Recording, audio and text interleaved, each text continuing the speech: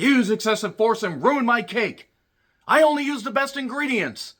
I'm Joe Renton with the retro view of Amsterdam, a slasher taking place in Amsterdam, in a movie called Amsterdam. Whoa, slow down, movie. Let me catch my breath, get a snack with a drink, and sit down before you just layer all this narrative on top of me. In all seriousness, this is an often forgotten slasher that takes heaps and chunks from Italian horror movies of the 60s and 70s, even the Dario Argento, not the Sargento cheese ads, if you get that. Man, those people were really goddamn creepy. Really fucking creepy. You know who else is creepy? Whoever the killer is using the canals, the vast amount of canals in Amsterdam to commit atrocities. These atrocities involve killing people because that's generally what slashers involve, is killing people. Unless you are cheap and you don't understand how a slasher works and you just have one or two bodies pile up, like some of the recent ones that I've seen that were from often forgotten eras.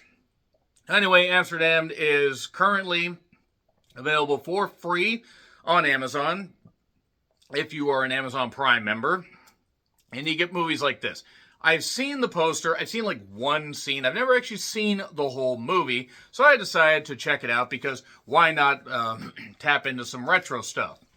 And you know what? I'm glad I did. I'll explain why here in due course. This movie is not without its problems. I'll say right now, the English dub was certainly a choice how they did it. Some of it was alright. Some of it seemed like people were either in separate booths, in separate countries, likely on separate planes of existence. Because, boy, some of the dubbing here. Straight out of the 60s and 70s with just some of the voices not quite matching up. And also, an issue that I'll explain in a spoiler section. Even though this movie has been out for a while, I'm going to give you a spoiler warning. The final moments are very rushed. There's a lot of really good building and then a massive just, not even a wet fart, but just, oh, that's it? That's really? That's all we're doing there? But we center around a cop named Eric Visser. At one point, one character called him Eric Fister, and I promise you I was not laughing at that. I definitely wasn't laughing because his name was Hugh Stoppel. But I also wasn't laughing because of the filmmaker that was also the musician for this. He did a movie called The Lift. His name is Dick Maas. That I did not read as Dick Maas. How dare you accuse me of such a thing? But Dick Maas did The Lift. We're lifting all the massive dick all around. And he also did the music. We're getting Dick Maas beats. There's also another Dick that's involved in the production design. All kinds of Dick, all kinds of Maas all over this set. Fun fact, Dick Maas ended up actually turning down a chance to direct A Nightmare on Elm Street, and Wes Craven got the nod. I don't necessarily know if Dick Maas would have been able to insert his Maas into the Nightmare on Elm Street universe and make it a franchise, though you could argue, really, after the first two, the Nightmare on Elm Street series ends up kind of just going off the goddamn deep end. But, that being said, when it comes to, horror movies, often forgotten horror movies, apparently Dick Maas is your go-to guy. Go-to, then wrap your hands around Dick Maas. I will stop saying that, I promise. But there's also another character named Martin in this, Hide Maas. We're hiding the Dick Maas. Okay, again, there is a love interest, heroine, so to speak. Not the drug, even though drugs could have been used freely in Amsterdam for all I know. Monique Van de Ven, who is very beautiful, I will say that much. And again, it does not, lack issues, but really outside of the English dub and outside of, the rushed final moments, I think this movie's actually well paced. There's a terrific speedboat chase scene. There's some nice, mystery about who the killer might be, even though I had a feeling whoever the killer was tied to one particular character. I will explain why in a little bit. But yeah, pretty good overall. It probably could have used a little more love at the end instead of feeling so rushed. But you know what? Pretty fun movie overall. I ended up enjoying it quite a bit more than I expected. So that's basically your spoiler warning for a movie that's nearly 40 years old. So there you go. There, right there. Okay, so I just find it funny that Dick Maas, went over here instead of doing A Nightmare on Elm Street. To be fair, though, it wasn't a proven franchise, so I don't blame him. But he probably has some regrets. But who knows if it would have gone so well. And apparently, Staple, I don't know how you say it, was injured during the speedboat chase scene, which I think I figured out probably where he was injured. And we start off with the perspective of the killer from the scuba, from the scuba mask. I don't think the scuba jaws theme necessarily caught on. And it's a Dick Maas movie with production by another Dick, and then there is a hooker, I believe is the best way I can describe it, who is treated badly by a guy. He was wanting her to polish his gear shift, and when she wouldn't, she bit him. To be fair, absolutely deserved. Don't do that. And don't force yourself on somebody or force somebody on you if they don't want to. Tosses her out. She ends up getting killed. And only one witness sees this, a bag lady, a vagrant, not a vagrant, somebody who's transient at this point, who apparently the actress actually was in a couple of the other projects by Dick Maas, and she's the only reliable witness, and now Eric, not Pfister, but Visser, is trying to figure out what's going on. So, a little bit later, we get a Amsterdam tourism industry thing with a pretty blonde doing the voiceover stuff on a boat with some kids and families and stuff like that. And suddenly, the boat captain realizes, oh shit, there's a body hanging there. And he doesn't stop in enough time. The body drags along the front, drags along the top with the blood trail, and pops in right there and scares the kids. And that's what you little shits get for trying to have an education. But yeah, that was a good scene. I like that. I did note, man, the dubbing. The dubbing is just not... It's not good. It's not good. But the thoroughly unlistenable music is certainly a choice. I mean, the synth score is all right, but there are points where it's like some of the music, I'm like, oh boy, we're taking a little bit too much inspiration from Italian movies. I did like, though, when they showed the body, they went right to a scene where Eric is getting out of the bathtub. Some nice scene transitions here, showing that Dick Maas understands how to do stuff. I know his name is Maas. I can't help it. So he stops a robbery at a cake shop. And the shopkeep, instead of being happy that he did that, says, you ruined my cake. I'd be happier with my life, and whether you use the best ingredients or not, he stopped a robbery, you full-on idiot. So, there is a friend of the daughter, Anik,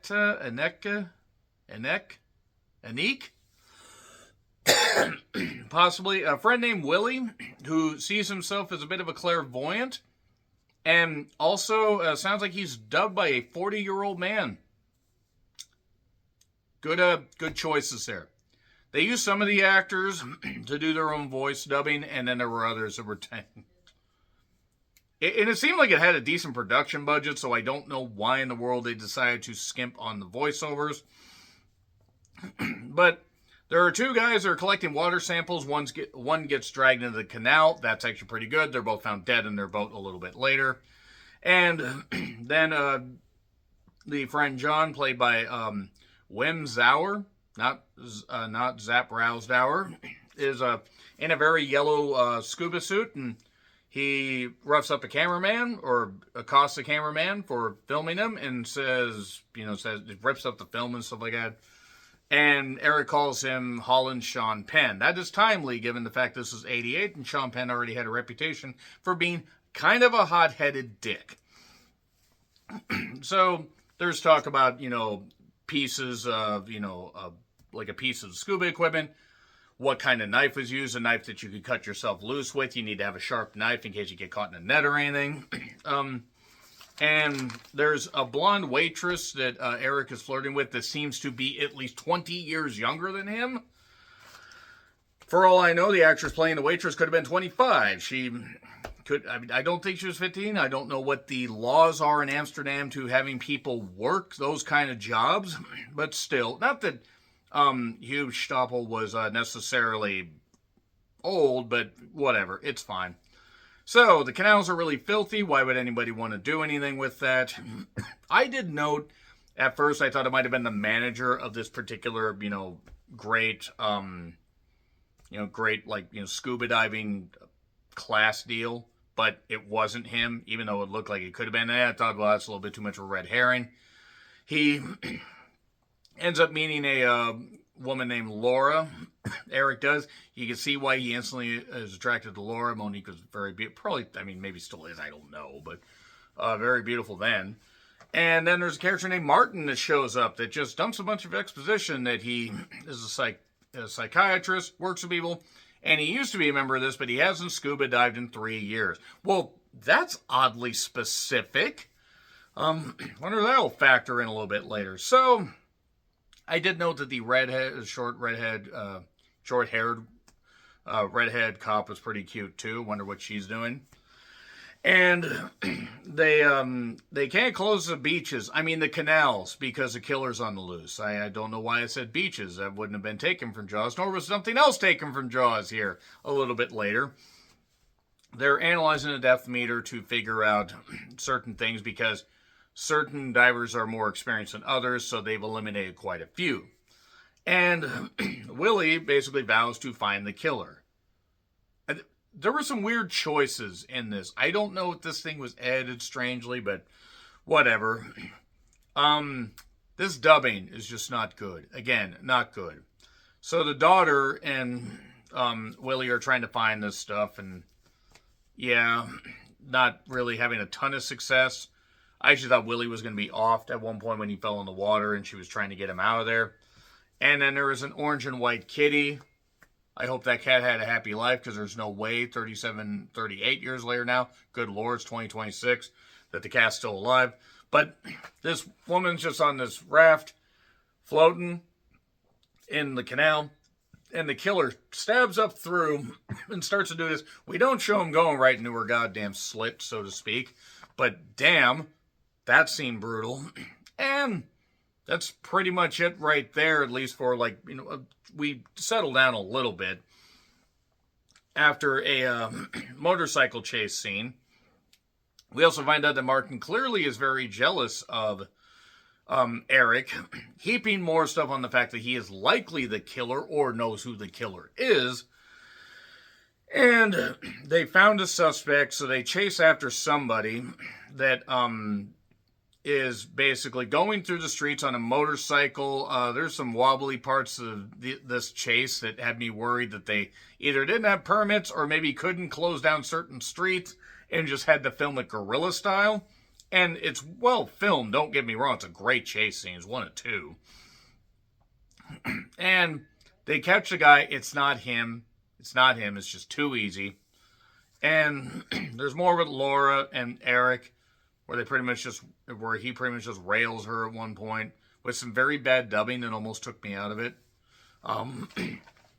Be like the relationship between Stephanie Vaquer and Miles Bourne. Wrestling fans are dying laughing in the comments, by the way.